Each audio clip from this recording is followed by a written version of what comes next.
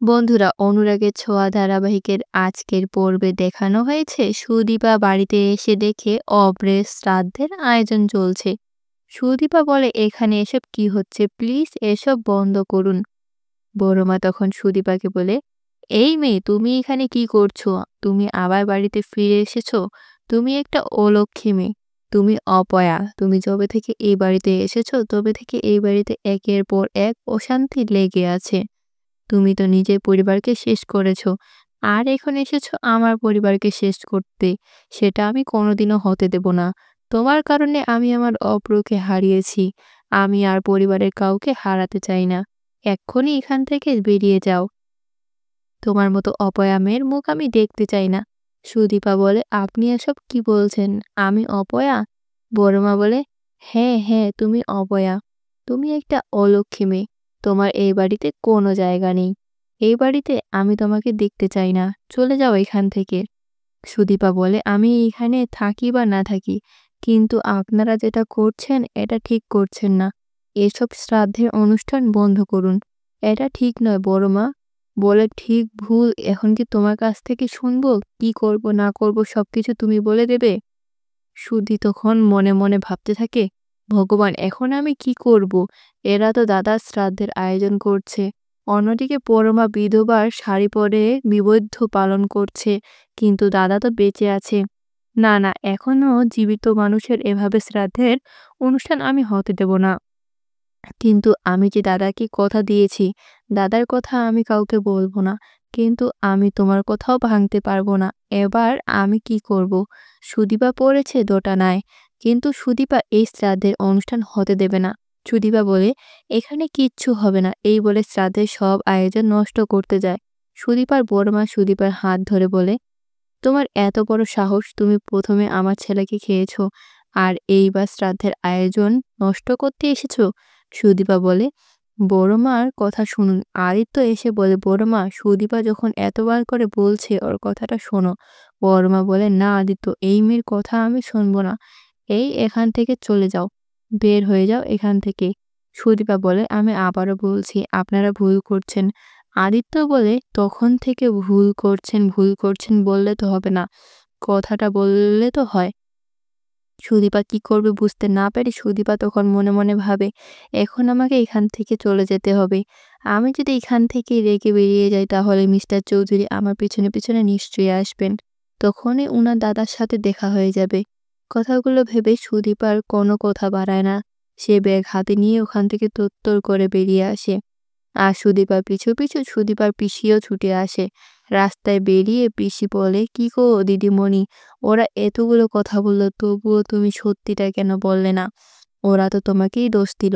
সুদীপা বলে, আমাকে ওনারা যতই দোষ দিক না কেন, আমি দাদার কথা ওনাদেরকে বলতে পারবো না, কারণ আমি দাদাকে কথা দিয়েছি, তার কথা আমি কাউকে বলবো না। তুমি আসো পিসি, আমার সাথে আসো, সবকিছু ঠিক হয়ে যাবে। তুমি একদম ভেবো না। ওরা আমায় যতই মন্দ কথা বলুক না কেন, আমি ওদেরকে কষ্ট পেতে দেব না। আর সবচাইতে বেশি কষ্ট পাচ্ছে পরমা। পরমাকেও আমি আঘাত দিতে চাই না। এসো, তুমি আমার সাথে এসো। এই বলে সুদীপা অভ্রকে নিয়ে ওখান থেকে চলে যায়। অন্যদিকে আদিত্য বলে, সুদীপা আমার দায়িত্ব, আমি কিছুতেই দায়িত্ব অবহেলা করতে পারি না। আমি ওকে একলা ছাড়তে পারবো না। তাই তোমরা যখন সুদীপাকে বের করে দিয়েছো, তো আমিও বাড়িতে থাকবো না। অভ্র কথাগুলো বলে বাড়ি থেকে বেরিয়ে আসে। আদিত্য বেরিয়ে আসে। আদিত্য সুদীপাকে ফলো করে তার পেছনে পেছনে গাড়ি নিয়ে যায়। অন্যদিকে ঠাকুরমশাই বড়মাকে জানায়, দেখুন, শ্রাদ্ধের কাজে বাধা পড়েছে। এখন আর এই কাজ করা সম্ভব নয়। আপনাদের সবাইকে আগে প্রায়শ্চিত্ত করতে হবে। বড়মা তো ঠাকুরমশাইয়ের কথা শুনে প্রায়শ্চিত্ত করতে রাজি হয়ে যায়। অন্যদিকে দেখানো হয় আদিত্যর কাছে কেউ একজন কল করে অভ্রের খোঁজ দেয়। আদিত্য এদিকে সুদীপার সাথে সাথেই সেই হসপিটালের সামনে এসেছে। আদিত্য বলে, ওই লোকটা তো এই হসপিটালেরই কথা বলল, কিন্তু এই হসপিটালে তো সুদীপাও এসেছে। সুদীপা এখানে কেন এসেছে? এদিকে দেখানো হয় সুদীপা অভ্র কেবিনে এসে বলে, দাদা, সুদীপার চোখ মুখ আর চিন্তার ভাব, তারপর চোখে জল, সবকিছু দেখে অভ্র বলে, বোন, কি হয়েছে তোর? এই অবস্থা কেন? তখন ওই পিসি বলে, আমার দিদিমণিকে ওর শ্বশুরবাড়ি থেকে বার করে দিয়েছে। অভ্র বলে বারবার করে বলেছিলাম ওখানে না যেতে। তখন পিসি বলে, ওরা বলেছে আমার দিদিমণিকে নাকি আমার দিদিমণি অলক্ষী, সেজন্য শ্বশুরবাড়ির লোকজন বার করে দিয়েছে। সুদীপা তখন অভ্রকে বলে, দাদা এটা কিছুতেই হতে পারে না, তোমাকে বাড়িতে ফিরতেই হবে। অভ্র বলে, সুদীপা দাদা তোমাকে ওই বাড়িতে ফিরতেই হবে, তোমার জন্য একজন কষ্ট পাচ্ছে, খুব কষ্ট পাচ্ছে। অভ্র বলে, তুই কি বলছিস এসব? সুদীপা বলে, আমি পরমা চৌধুরীর কথা বলছি, তুমি মারা গেছো ভেবে সে বিধবাত্ব পালন করছে।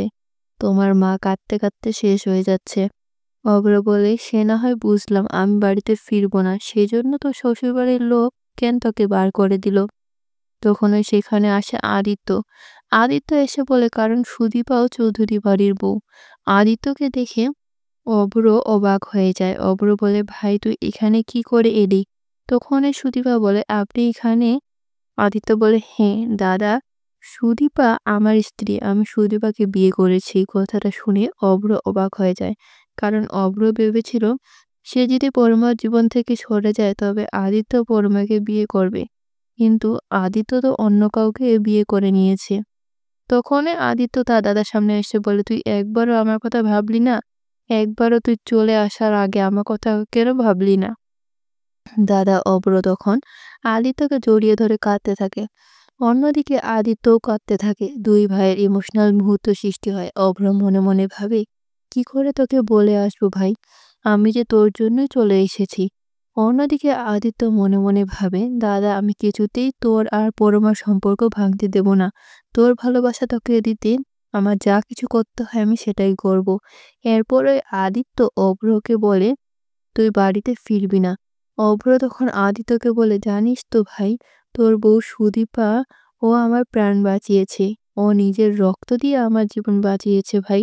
কথাটা শুনে আদিত্যর মুখে হাসি ফোটে। এরপরে সুদীপা অভ্রকে বলে, দাদা কিন্তু এই বাড়িতে ফিরতে হবে, তোমার জন্য কেউ কষ্ট পাচ্ছে, তোমার জন্য কষ্ট পেয়ে পরমা বৈবদ্ধ পালন করছে। তখন আদিত্য বলে, দাদা পরমা ভালো নেই, তোকে বাড়িতে ফিরতেই হবে। আদিত্য বলে, ঠিক আছে আমি বাড়িতে ফিরবো, তবে শুধুমাত্র সুদীপার জন্য। তবে একটা শর্ত আছে। সবাই অবাক হয়ে যায়। আদিত্য বলে, শর্ত? অভ্র বলে, হ্যাঁ শর্ত। আমি যদি এই বাড়িতে ফিরি আমার সাথে সুদীপাও ওই বাড়িতে ফিরবে। তুই আমায় কেমন দাদা পাতালি যে দাদার কথা শুনবি না? তোকে কিন্তু আমার কথা শুনতে হবে, বুঝতে পেরেছিস? ওই বাড়িতে আগে তুই ঢুকবি, তারপর তোর হাত ধরে আমি ঢুকবো। সুদীপা রাজি হয়ে যায়। সুদীপা তখন মনে মনে ভাবে, দাদা আমি যদি জানি মিস্টার চৌধুরী পরমাকে ভালোবাসে, কিন্তু আমি মিস্টার চৌধুরীকে জীবনে না থাকি, তাহলে কখনোই পরমাকে বিয়ে করতে পারবেন না। এটা আমি খুব ভালো করেই জানি, এটা আমার বিশ্বাস। তাই তোমাকে আর পরমাকে আমি আলাদা হতে দেব না। অন্যদিকে আদিত্য ভাবে, তোকে পরমার কাছে ফিরতেই হবে, তোর ভালোবাসার কাছে। আর এদিকে অভ্র মনে মনে বলে, ভাই আমি তো তোদের ভালো রাখতেই সরে এসেছিলাম। এদিকে দেখানো হয় বড়মা আবারও শ্রাদ্ধের আয়োজন করেছে। তখনই বাড়িতে এসে সুদীপা আদিত্যর বাবা বলে, এই মেয়ে তুমি আবারও এই বাড়িতে এসেছো, তোমার কি কোনো লজ্জা নেই? এত নির্লজ্জ কি করে হতে পারো তুমি? বড়মা বলে, এই মেয়ে তোমার এত লোভ, তুমি আমারও বাড়িতে এসেছো, বেরিয়ে যাও অপয়া মেয়ে কোথাকার। আদিত্যর মা বলে, দিদি ও দিদি তুমি এভাবে কেন মেয়েটার সাথে কথা বলছো? এত কিছুর পরেও যখন ও ফিরে এসেছে নিশ্চয়ই ও কিছু ভেবে এসেছে। কিছু বলতে চাই, দয়া করে কথাগুলো শোনো।